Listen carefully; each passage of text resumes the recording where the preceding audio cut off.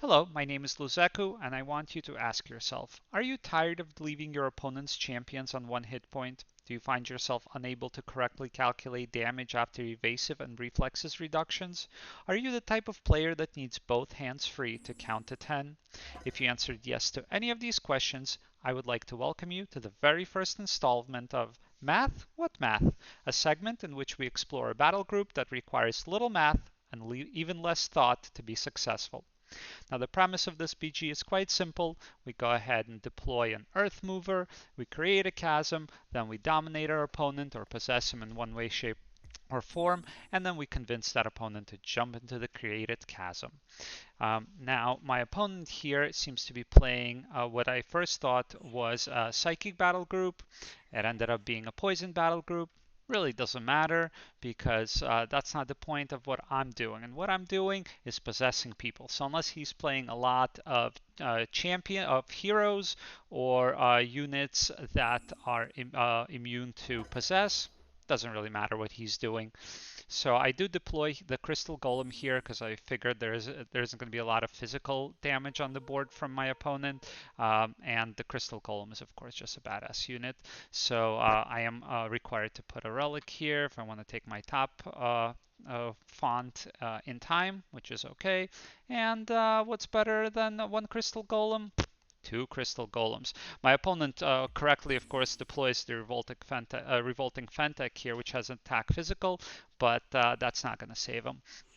So there is some consistency issues with this battle group because if you don't have the Earth Mover out early, your combo kind of falls apart. But thankfully, with the way draws work in this game, after a couple of turns, you're definitely going to have that Earth Mover out, and it shouldn't really be a problem. Even if you don't, the battle group on its own it works like a watered down Constructs BG, so it's still pretty good because constructs are not bad. So we do see that I do have access to the Earth Mover already, and I have Possess on Domination rather online. Now the one thing to kind of be concerned with is that Domination is a 15 aura spell, so you don't really want to target really cheap units with it. So obviously the Void Mage here that my opponent has deployed is probably like the juiciest target for me, and yep, there is a deploy. But there are cheaper ways to possess in this battle group. Namely, we have the Crown of Corruption, as well as the newly added Disturbed Spirits, which until recently didn't have that possess ability, but now they do. So we can do that quite well. I'm kind of dancing around here because I have no reason to go and play with him until I have my Chasm Maker a little bit further up. He also does deploy the Swamp Wisp here, which is a great little unit that has flying, which is another way to deal with the chasms, but least we forget that constructs have a little guy, a little magnetic rover that can ground all enemy champions, well, and your own champions for that matter. But yeah, so flying doesn't really work against this BG. Now, what my opponent incidentally did there, made two of his units hold hands there. That does help against being possessed because if you possess a unit and it's standing next to a friendly unit that now becomes an enemy unit, it's considered as engaging that unit that turn, so you can't disengage. But yeah, we'll see how this works out. And that, of course, forces me to dominate both units before I can use this particular gimmick, or knock back one of the units, which is incidentally another thing that this battle group has access to. Right, so far you see three of the units here on the board having knockback, right, or rather all of the units on the board have knockback, right, both of the Crystal Golems and the Earth Mover. So there's some synergy there with Possess, right? Sometimes you just got to move one of your opponents a little bit before you can use that Possess. But I'm just kind of vying for position here. I know that my crystal golems are safe. I don't really have to do anything fancy because his melee units have a ways to travel to get to me, so they're not going to do too much damage. And his non melee units, that being the Furk, Void Mage, and the Swamp Wisp, don't have attack physical, so they're not going to have a good time attacking into crystal golems. But as you see here, he leaves the Furk Mage on 3 AP, which is not something you want to do against this battle group. You want to run down your AP to 0, really, just so I have to get closer to you to use that Dominate ability. Because it gives the spell domination rather gives 3 AP, so that way I would have to create the chasm at least no more than 3 squares away from my opponent, but he left 3 squares for me, so we go ahead and move up. Rather 3 AP, so I can now move 6. So I go ahead and move up and create the chasm. And I'm just creating it on the square that's to the left. Yep, that one right there, because that will force his Fentech to walk a little bit further before he can attack me. There's domination. I tried to teleport onto the square, but it wouldn't let me, so I teleported next to it and walk in. There we go. And there's a trap that didn't do anything, which is nice. I'll take it. And because there is that chasm underneath the Nora globe, it does somewhat guarantee me that I take it. Another cool synergy here is that the crystal golems have that force barrier, and what it does is it prevents your opponent from moving, which forces at least melee champions to save AP. So that way I can almost guarantee that his champion is going to have enough AP next turn for me to be able to walk it into the chasm if I choose to possess it. Let me go ahead and speed up the playback just a little bit here because I'm going to try to get a little bit more content into this particular video. We see that Julibrium Nexus making its way towards my side font. He's going to be trying to contest it, which is fine. And we have the foulest of mushrooms being deployed. Now, you will definitely see me playing like a fool in this game, which is not any different than how I play in every game. So you guys should be getting used to it. And I end up walking through like poison clouds like it's nobody's business. I end up essentially suiciding both of my crystal golems just by like walking through poison all day long, but that's quite all right. Now, I did have the option here, having looking back at the game, to equip the Crown of Corruption on the Earth Mover, and had I been a better player, you could just then throw the boulder at the Fentech and then dominate the Fentech that's standing closer to my Earth Mover, and I would have gotten both kills there. But that required me to figure out how much Nora I would have gotten from the Nora globe that was floating over the chasm, and figure out, because if you see I have 49 available now, and I needed 45 for the crown, and if I would have done math wrong there, I was afraid that I wasn't going to be able to do it correctly. But regardless, I just figured this isn't the type of battle group where we do math. That's fine. We just did it the way we did it. And the reason why I chose to dominate that Revolting Fentech that I dropped into the chasm just a moment ago. Normally I wouldn't, because it's only 16 Nora, and casting a 15 Nora spell to kill a 16 Nora unit, usually not the best idea, but it had the Poison Dart equipped on it, so that brought it up to 85 Nora, which I think made it worth it. So yeah, so now we're just gonna dance around here a little bit, walk through some poison clouds, and you see me deploy the only construct Tomb Sentinel from FW. I actually quite like it, and I take that back. I'm not sure if it's the only construct, but it's the only construct from FW that I run in this BG. I like it because it has it's kind of hard to kill. It's very cheap, and if you look at this battle group a little bit later when I do the overview, you'll see that it has quite a few cheap units, allowing you to double deploy quite a bit the first two turns, like the second, if you go second. Um, so yeah, I believe yeah, my Earth Mover dies here, but I'm so far ahead at this point, it really doesn't matter. Just kind of employing that knockback. And of course, Disturbed Spirit requires magic damage to be hurt, which is why he has that Doombringer out right now, which is fine. I don't mind. Uh, Disturbed Spirit is just such a fantastic unit all around. Alright, let's see what I choose to do here.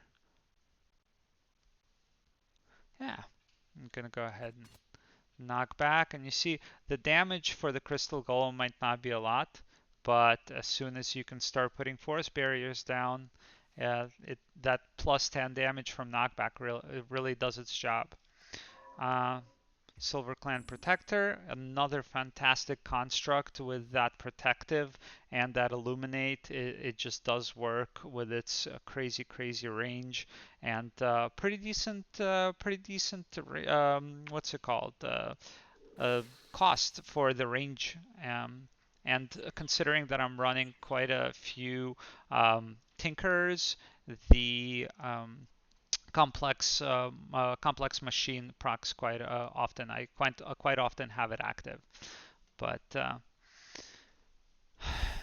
let's see what I choose. Yep, you see that mirrored doing its thing. Now it does heal my opponent because it reflects the same type of damage, which I guess it's kind of cool. But I'm fine with just not taking any damage. Um, that one with Nora, of course, only proccing with basic attacks there. That's why I throw the shield. And here we go.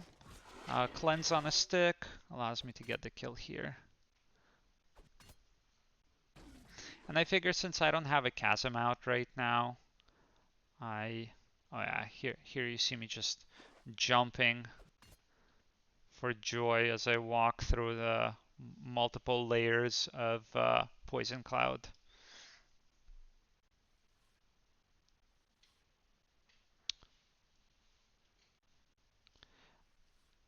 Alright, now I do walk a little bit to the other side because I figure I want at least one attack versus that um, Julibrium Nexus.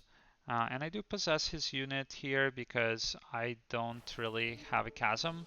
And I didn't want, so I figure I might as well possess it and attack the relic. And I didn't want him to run after my protector there, Silver Clan Protector.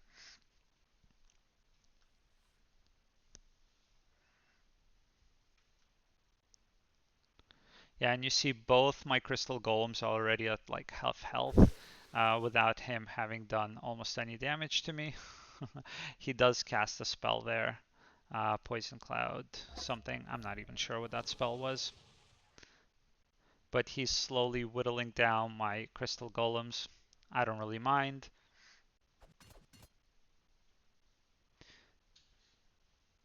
Because at the end of the day, I just win on the power of domination.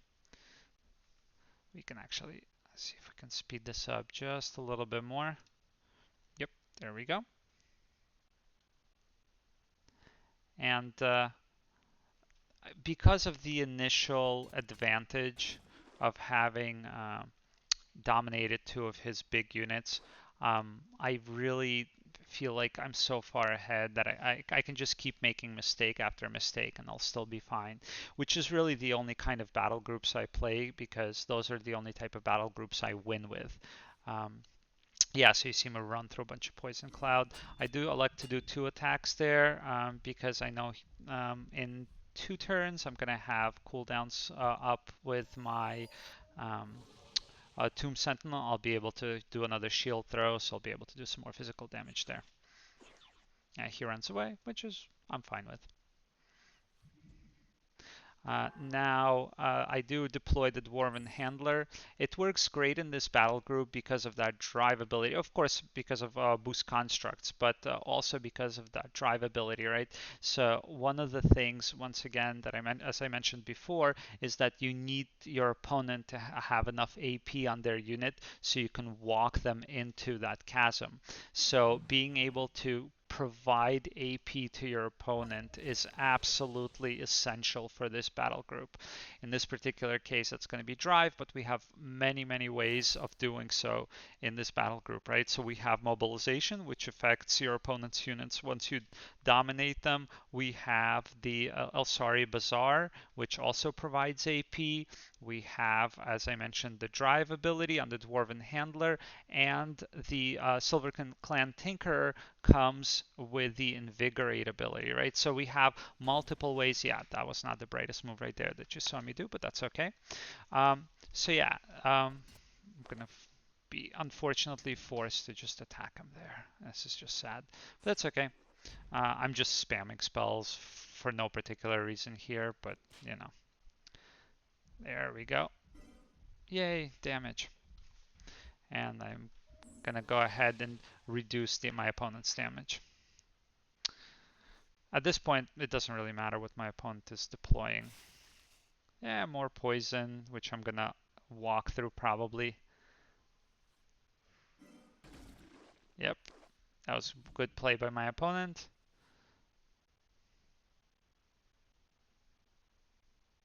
But the Disturbed Spirits are just the MVPs of this battle group. I feel um, they're just so hard to answer that, yeah, so there we go. Stone Barrage plus that shield throw is gonna put an end to the contest on my font. And honestly, I don't think he was contesting it for long enough to make back the money for the Nexus. But overall, I think my opponent didn't really have another choice other than to do that. I think that was the best of the worst options, or rather, that was the best option in his situation, right? And look at the advantage on the field, right? Even with his deploy, I feel like I'm significantly far ahead. Another cool synergy that is not related to this, to the premise of this battle group, but I just love doing it because I don't think people see it coming. But Dwarven Handler having the Rev 'em Up ability cast on Lodestone Megalith is fantastic because the base speed of the Megalith, base attack range of the Megalith is 1, and it scales up to 1 to 5. But what it does is it allows me to get that free attack with the Megalith. And yeah, as you'll see here in just a moment, when it gets revved up, it actually gets that attack, which is kind of cool. I move back just a little bit here to make use of that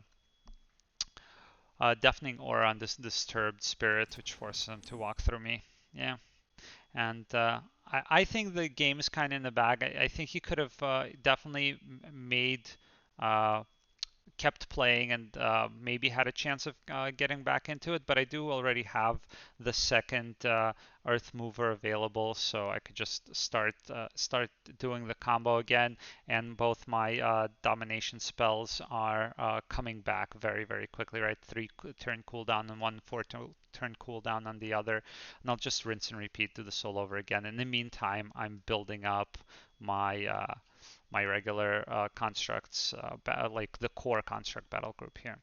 So we're going to go ahead and skip to the next match. And what's important about the next match is that it doesn't always, there's quite a few maps with chasms, so you don't actually always need that Earth Mover deployed right away.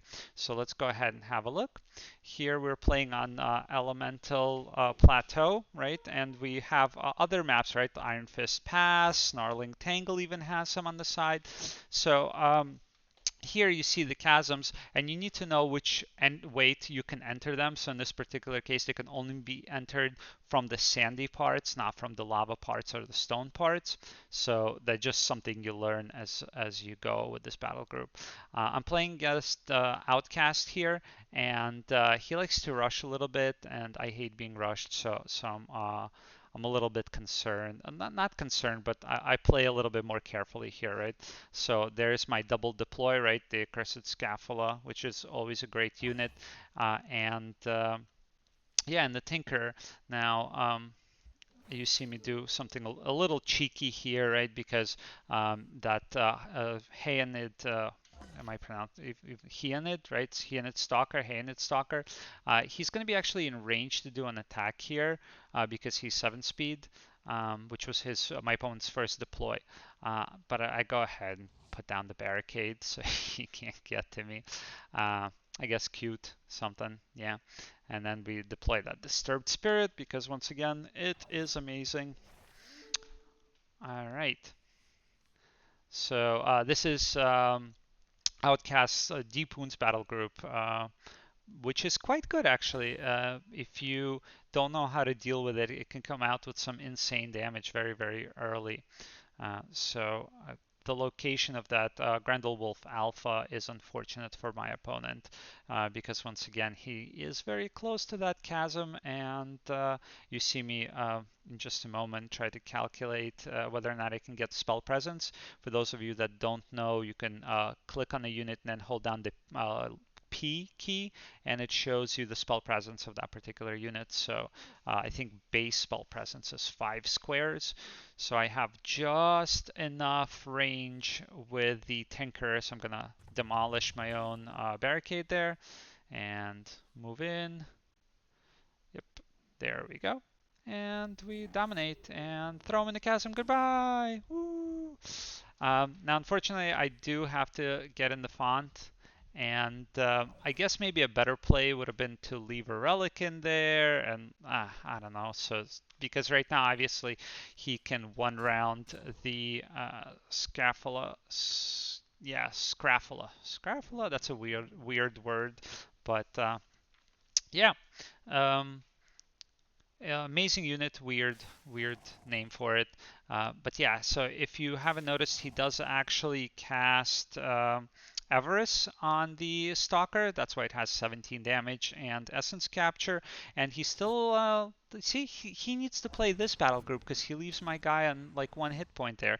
And he's forced to throw down that Avarice, not Avarice, before he casts Havoc Touch, and this is the equipment Avarice. I'm sorry, I misspoke. So yeah, so now he has the spell Havoc's Touch, and the equipment Avarice invested into that Heonid Stalker, which makes it a juicy target for a Possess and a Cliffing.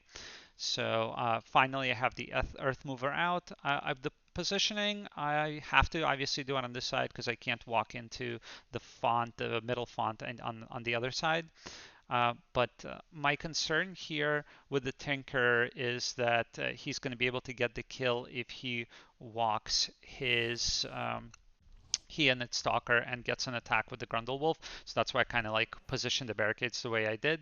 I did not have to put the electric aura on my summon there. That was just giving him damage for free because he's gonna go ahead and heal that up with the regeneration. But whatever, mistakes were made, right? But he doesn't have the kill now, and yeah, and he's not really doing damage to my spirits, so I'm gonna go ahead and possess him there, right there, yeah.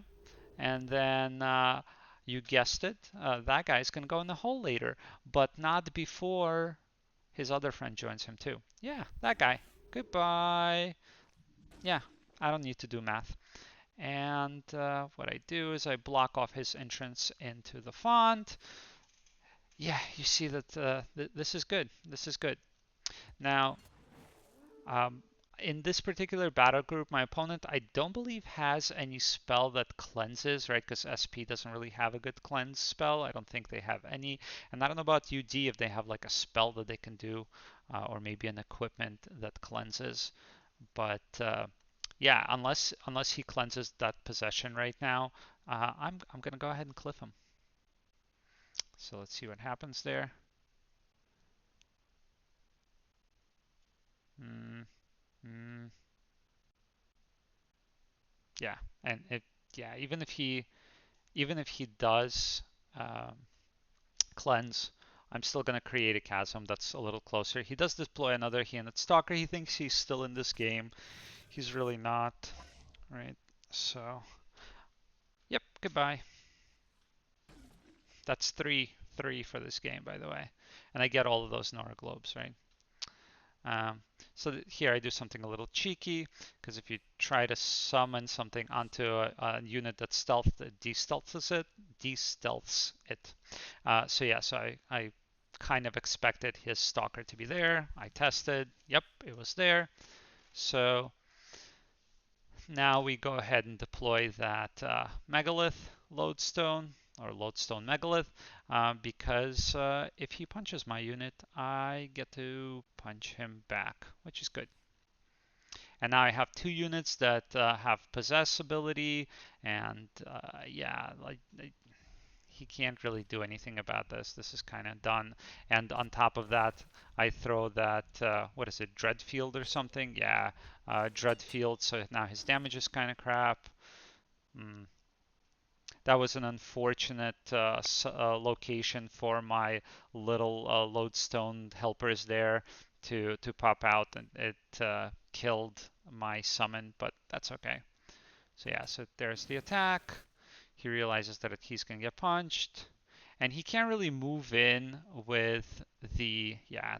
That's pretty much it. And now, okay, so that game was that game, and a lot of your games are gonna go that way. And I'd like to point out that I didn't actually create any chasms there, but I want you to go ahead and look at this last game more as a cautionary tale because I know I'm showing you guys this battle group, but it's not for you to imitate it, okay?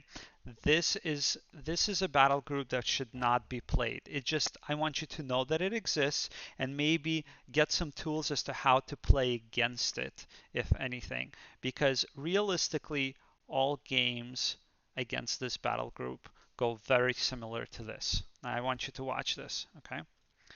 Here's what happens. My opponent is playing some kind of, I guess, spirits. No, elementals, right? So he's playing elementals, which is cool, right? And he's bouncing around. He's see a little bit of a mistake there, um, but it's okay, right? He didn't get his font. I guess he ran out of time or whatever it was. But regardless, right? So here we are. And what does my opponent do? He knows what's happening, right? He already sees it. The writing is on the wall.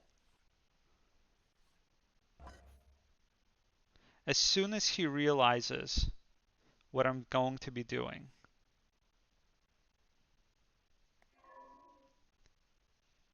right? You'll just see in just a moment, right? So my opponent, I'm thinking, where is he going to go? What is he going to do? Right? I'm being strategic, and my opponent, I'm going to go ahead and slow this down just so you guys don't miss this, okay? I'm going to go ahead and put it back to regular speed, okay? And I'm gonna stop talking and let you guys kind of take it all in, okay?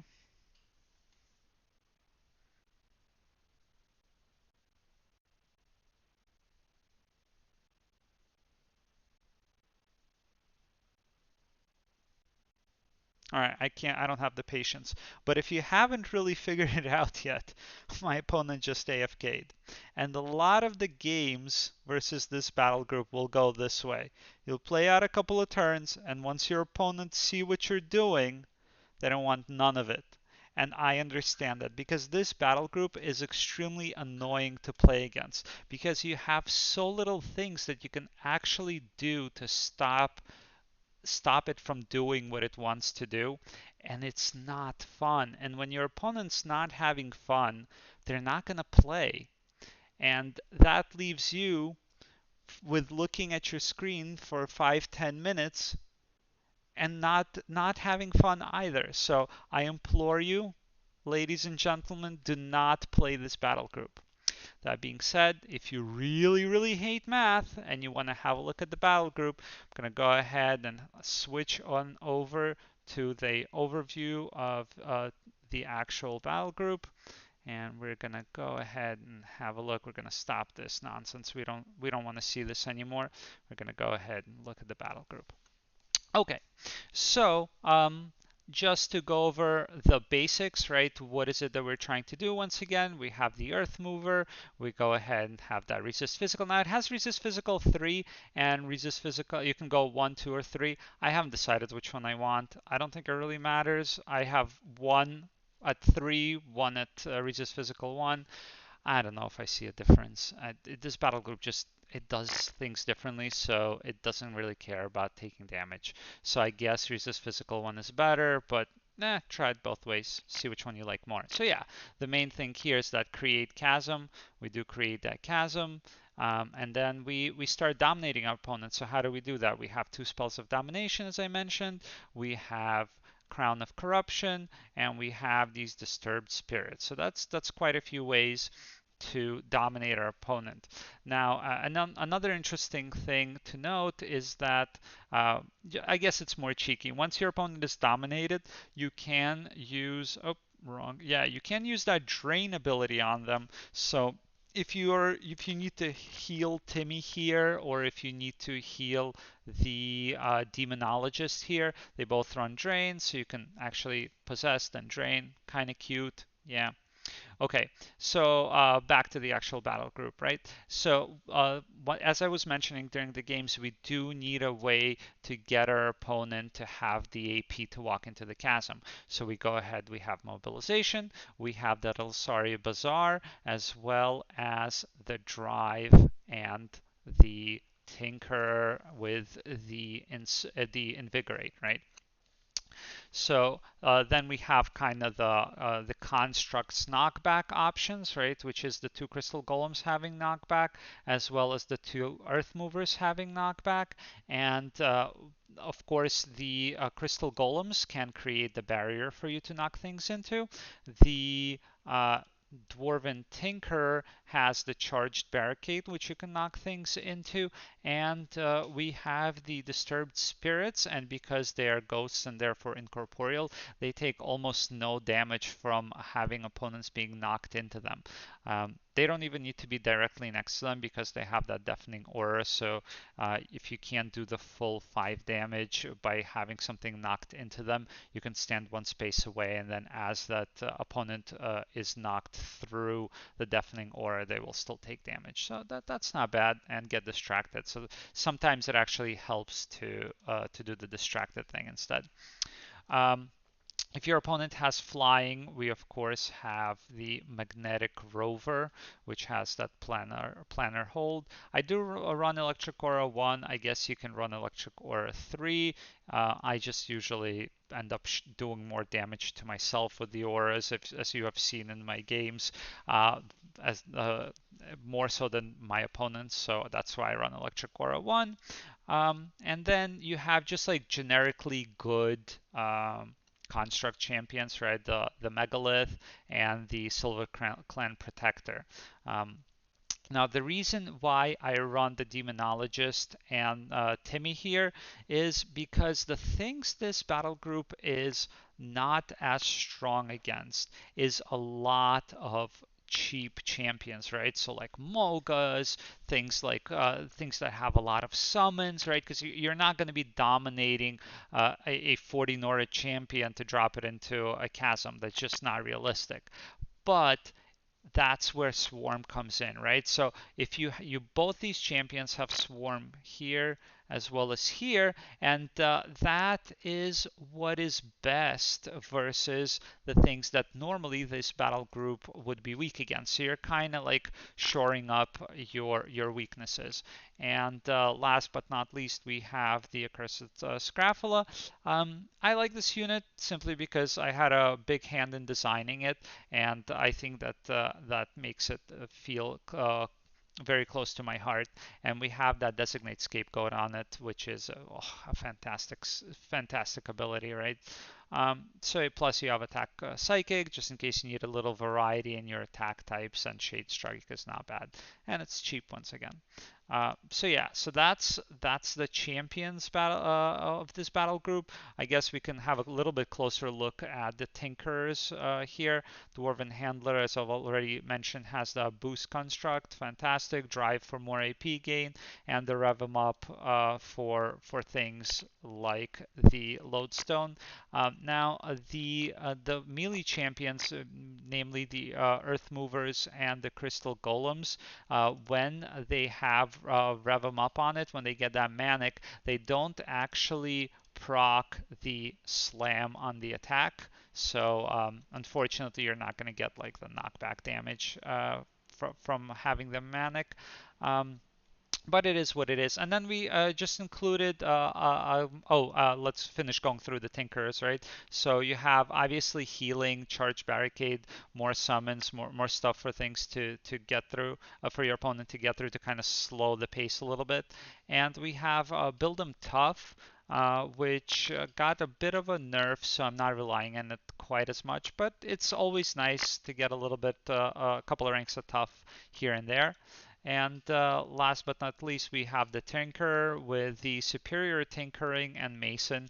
So, like all Constructs battle groups, you can definitely, definitely see yourself getting to like 80 hit points or something ridiculous on some of your constructs, which is fantastic. He's also my source of shatter, which is good, and Grant Evasive is also very useful when approaching battle groups with a lot of range with your Earth Mover.